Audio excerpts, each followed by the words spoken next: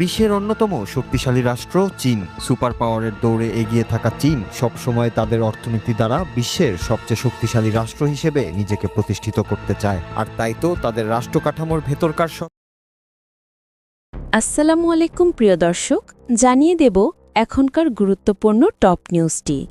পুরো নিউজটি উপস্থাপন করব আমি নিপা আক্তার শিমু।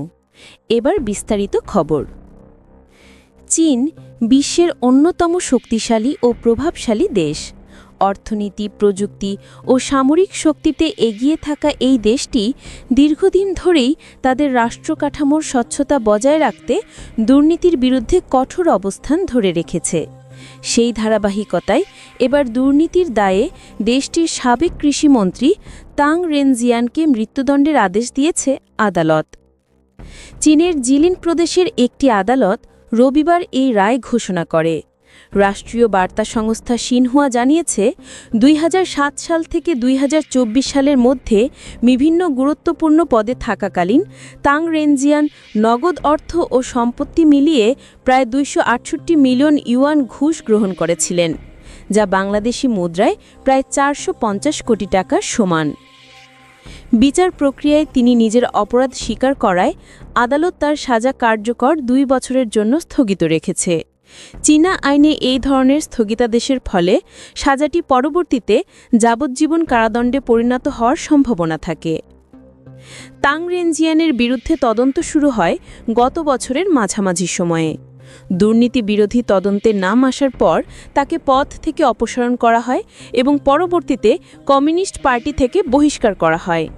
সরকারি তথ্য মতে 2017 থেকে 2020 সাল পর্যন্ত তিনি গানজু প্রদেশের গভর্নর হিসেবে দায়িত্ব পালন করেন এবং পরবর্তীতে কৃষি ও গ্রামীণ কল্যাণ মন্ত্রণালয়ের নেতৃত্ব দেন। তার সময়কার বিভিন্ন নথিপত্র ও আর্থিক তথ্য যাচাই করেই আদালত এই রায় ঘোষণা করে। চীনের প্রেসিডেন্ট শি জিনপিং 2020 সালে দেশে ব্যাপক শুদ্ধি অভিযান শুরু করেন। তিনি নিরাপত্তা সংস্থার কর্মকর্তা, পুলিশ ও বিচারকদের জনগণের কাছে বিশ্বস্ত ও পবিত্র চরিত্র বজায় রাখার নির্দেশ দেন। তার মতে, দুর্নীতি হল কমিউনিস্ট পার্টির জন্য সবচেয়ে বড় হুমকি এবং এই হুমকি এখনও অব্যাহত। বিশেষজ্ঞদের মতে, সাবেক মন্ত্রীর মতো উচ্চ পর্যায়ের একজন ব্যক্তিকে মৃত্যুদণ্ড দেওয়া প্রমাণ করে যে চীন দুর্নীতির বিরুদ্ধে একদমই আপোষহীন।